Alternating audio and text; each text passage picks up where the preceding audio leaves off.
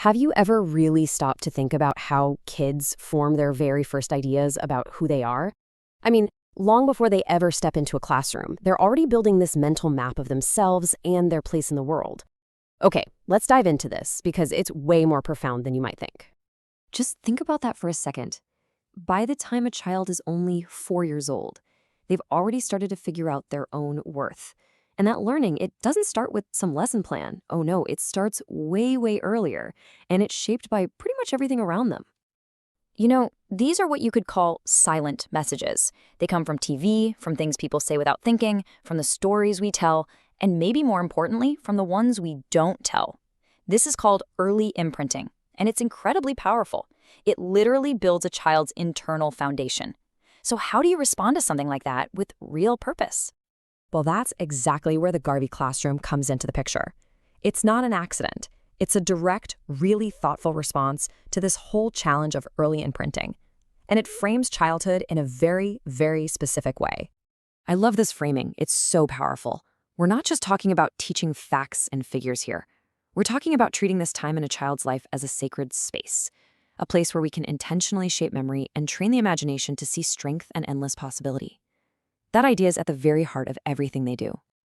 So what does that actually look like? Well, the goal is to raise up learners who have real clarity, who live with purpose, who know how to persevere, and who walk with confidence. This idea goes way back, echoing Marcus Garvey's own focus on starting young, on building these traits early to create a solid foundation for life.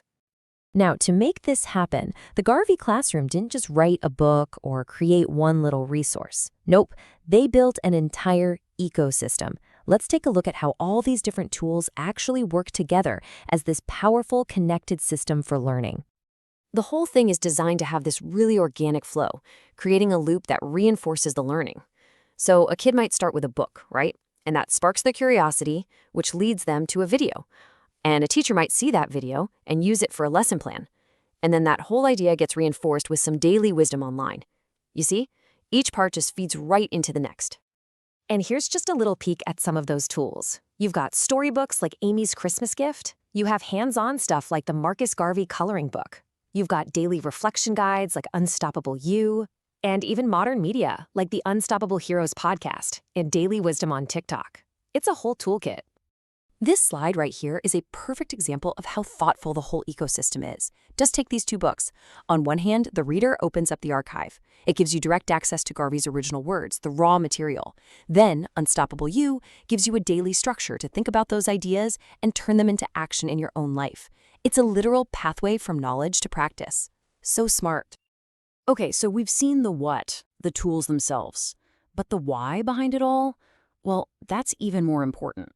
The core philosophy here is that confidence isn't something you're just born with. It's a practice. This idea is everything. Think about that word posture. It's not just about what a child knows in their head. It's about how they carry themselves, their sense of belonging, how they stand in the world. And that cultural memory, that's the anchor. That's what gives them that internal strength. And to help build that internal strength, they came up with something called the roots method. It's a way for a young person to really truly engage with an idea. You don't just read it and forget it.